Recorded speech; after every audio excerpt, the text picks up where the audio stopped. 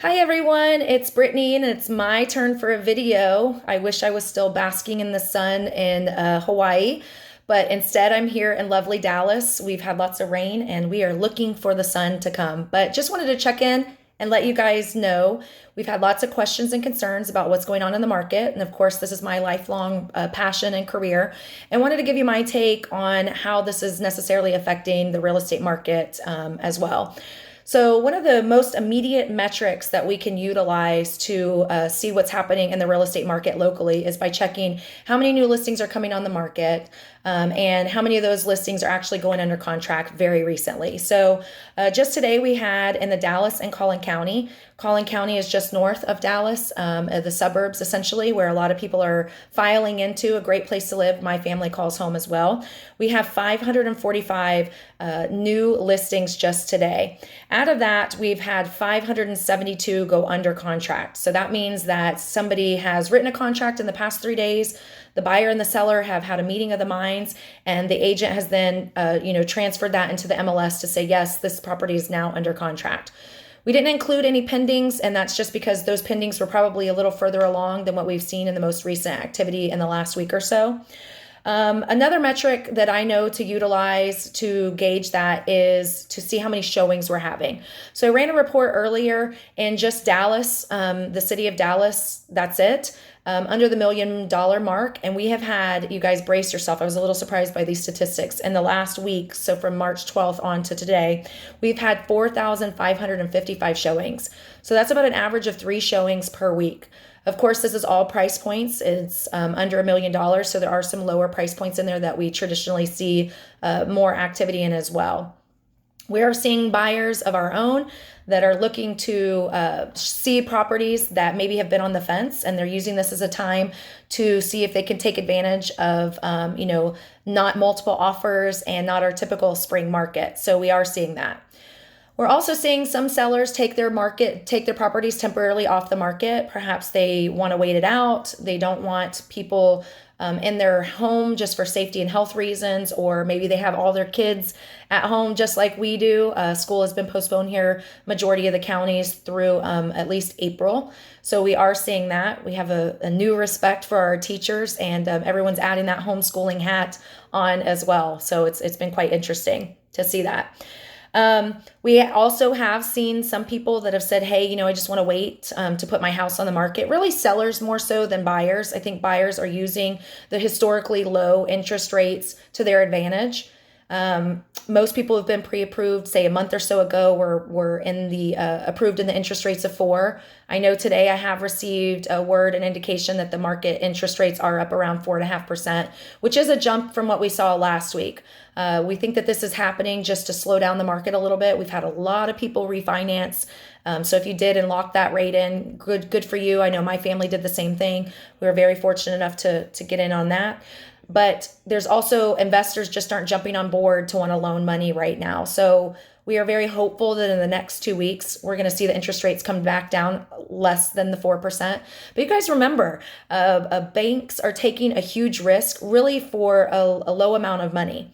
And I've been telling my buyers who are considering what should I do, think about it this way. I know for me, I went through the recession. I saw things in a whole different light than a lot of people who weren't in the industry 10, 12 years ago. But interest rates then were around 12%. Everyone always talks about the infamous 80s when the interest rates were super high. But you're going to have to pay somebody's mortgage. It's either your landlord's or it's yours. And also, we're doing an analysis for all of our buyers requesting, how long are you planning to stay in this property? Most people in America are staying in homes for 10 years. That's the average length of time before someone stays in a property.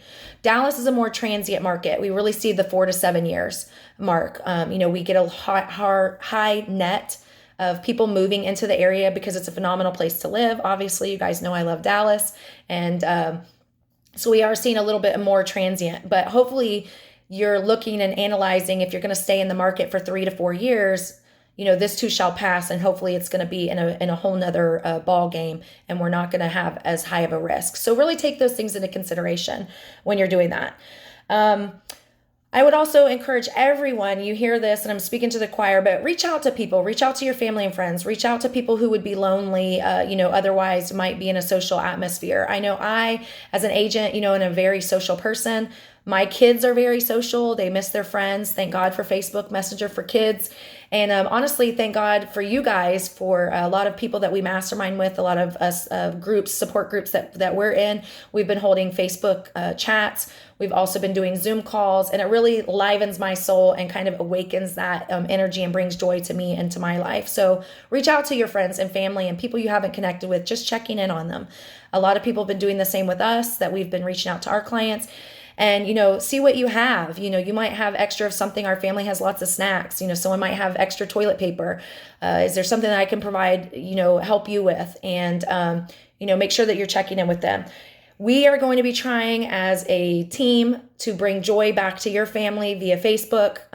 Lots of fun things to do. We're working on a couple contests that you guys can do from home, and really trying to keep it light. We know that there's already anxiety and there's a lot of worry that is considering, people just don't know what's going to happen. And we don't know either, but we do see this as something that is going to turn around.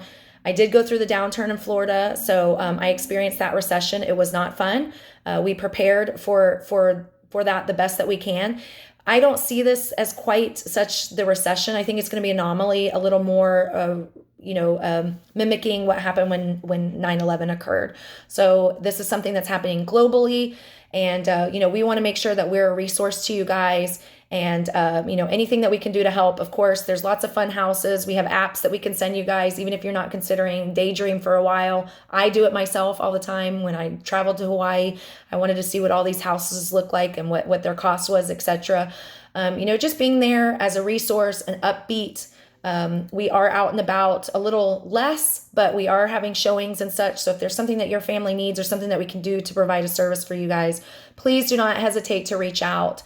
And also want to say, make sure that you guys are staying physically safe, but also mentally safe. There's a lot of people who rely on the social aspect of the world going around, and it's hard and it is lonely staying, in with your family. So Alexa has a really cool meditation station. I walked out of the office earlier and my son was just sitting there listening to the meditation. So we do that as a kind of a tool in our family to make sure that you're mentally stable.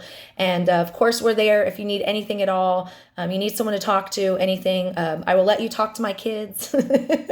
They like to FaceTime. They have called every friend on their kids' messenger list. And, anything that we can do to be a resource, we are happy to do so. So you guys stay safe. Let us know if there's anything at all that you need. We might not have it directly, but we can put you in touch with somebody else that maybe does have that resource available to them. So we're thinking of you all. You're in our prayers, and let us know if there's anything at all that you need. Take care.